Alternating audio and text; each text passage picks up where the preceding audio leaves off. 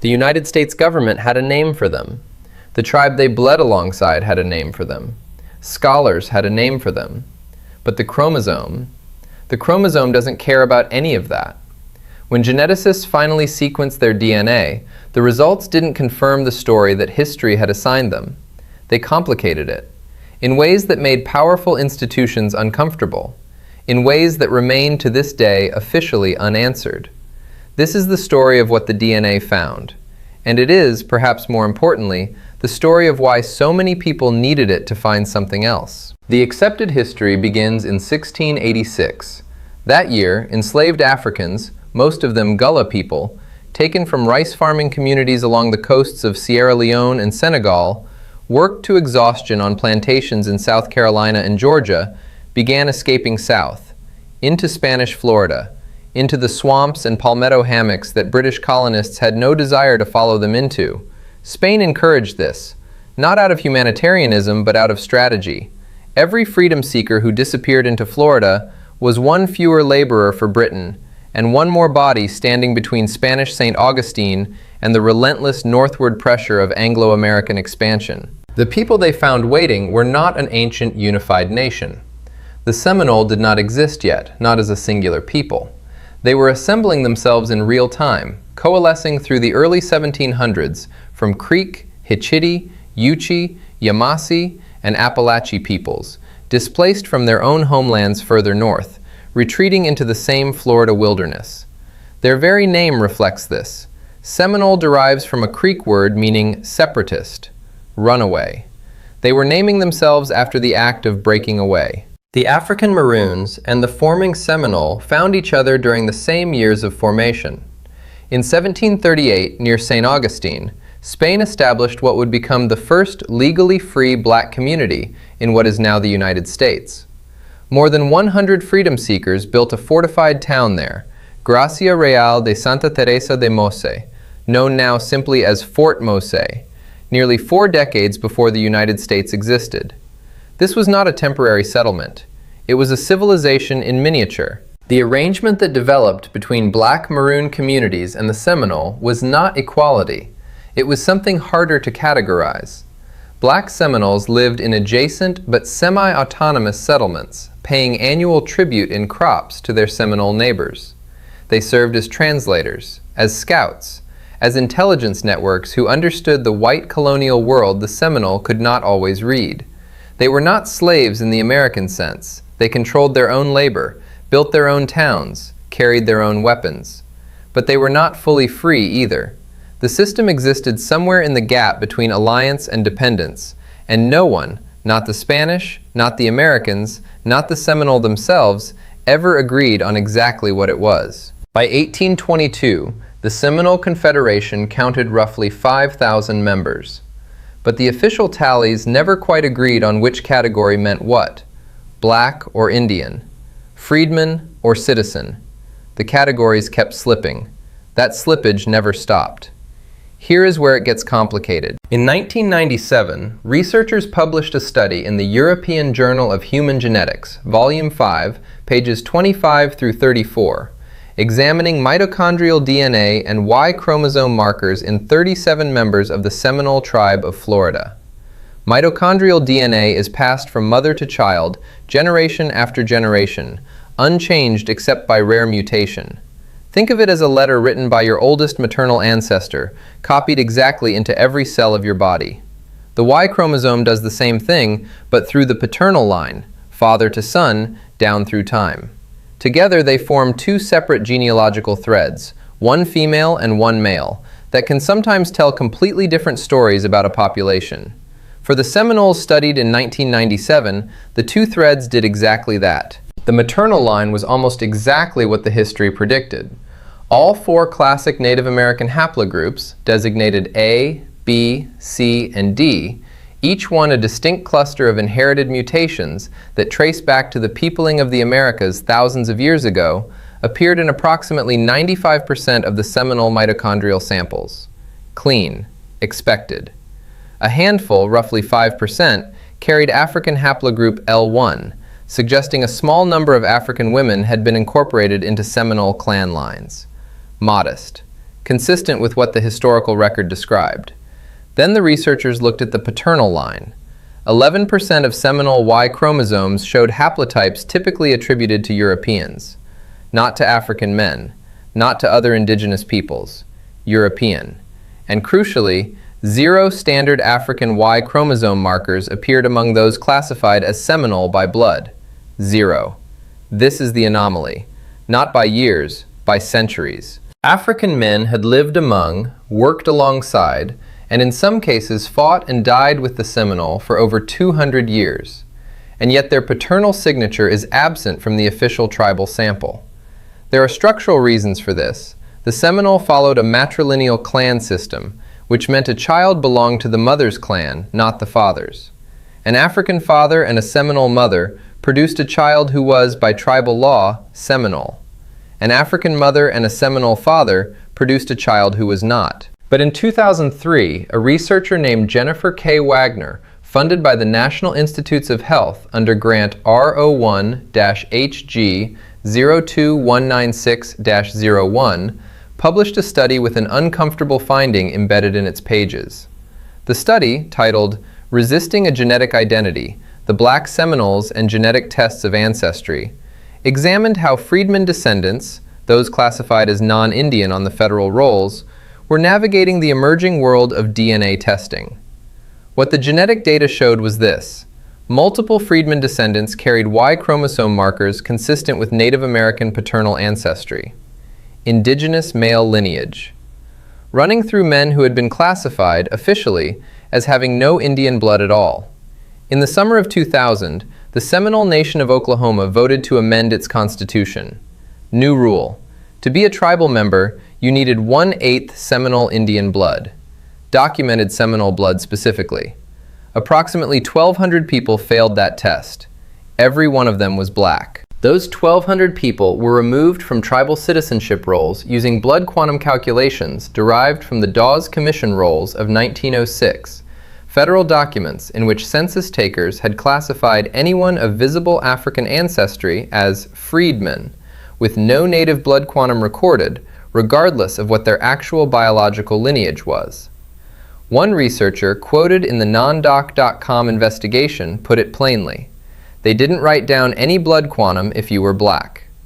The one-drop logic ran in reverse. One drop of African ancestry erased all the indigenous ancestry too. The quantum used to remove them was calculated from records that had been deliberately designed not to see them. The first theory says this was not malice. Not exactly. The Dawes Commission enrollers were products of their time and their system. Early 20th century racial categorization was visual, crude, and absolute. If you looked black, you were black. Full stop. The one-drop rule wasn't a conspiracy hatched in a smoke-filled room. It was bureaucratic racism running on its own internal logic, applied consistently across millions of people and thousands of square miles of former Indian territory. Admixture, the biological blending of different ancestral populations, was rampant across the American Southeast. A 2000 review in the journal Human Biology by researcher M. Sands documented extensive genetic admixture across contact zones between African and Native American populations throughout the region, spanning multiple generations and multiple centuries.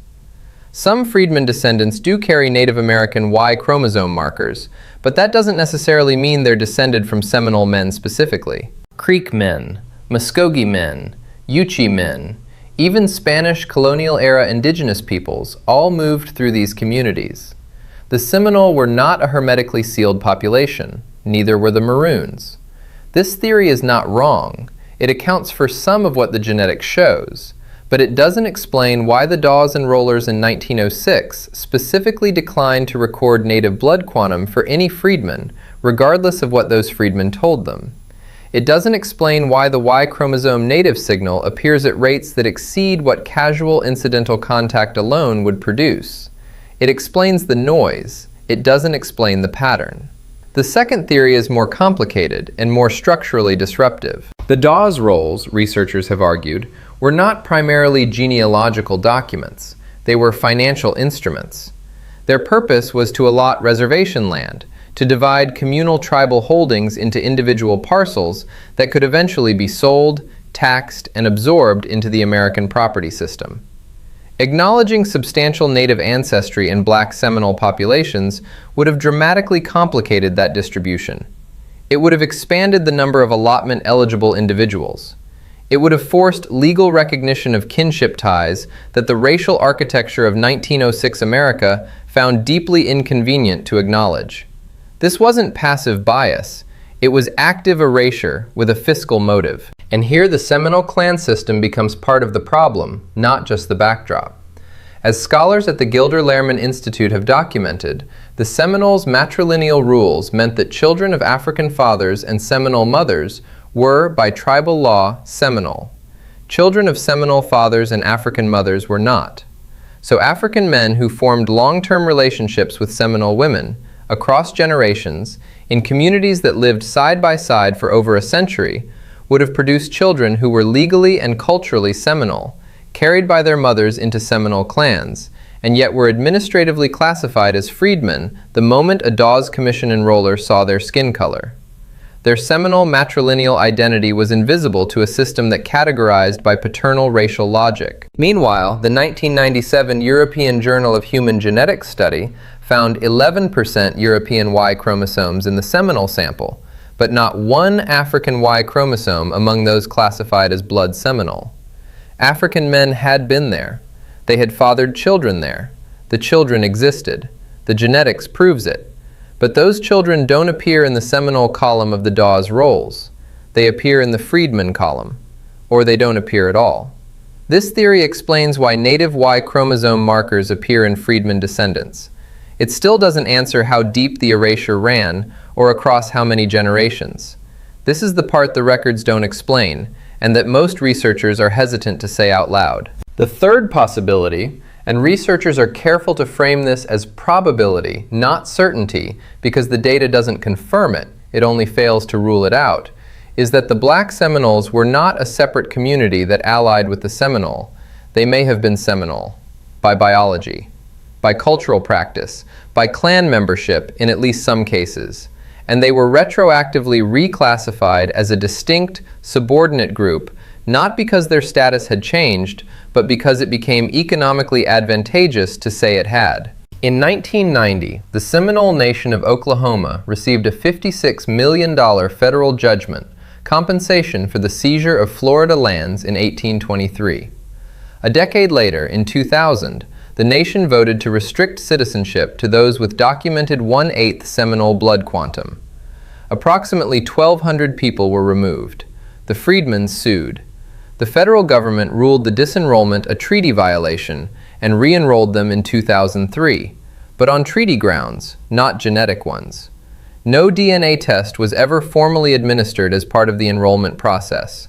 The tribe had explicitly rejected genetic ancestry testing as a basis for membership. Kimberly Tallbear, a researcher at UC Berkeley who has written extensively on genetics and indigenous identity, said in 2007 that she hoped never to see the day when genetic ancestry testing supersedes treaties between specific nations and documentation of named ancestors. She was right to worry, but her concern cuts in two directions.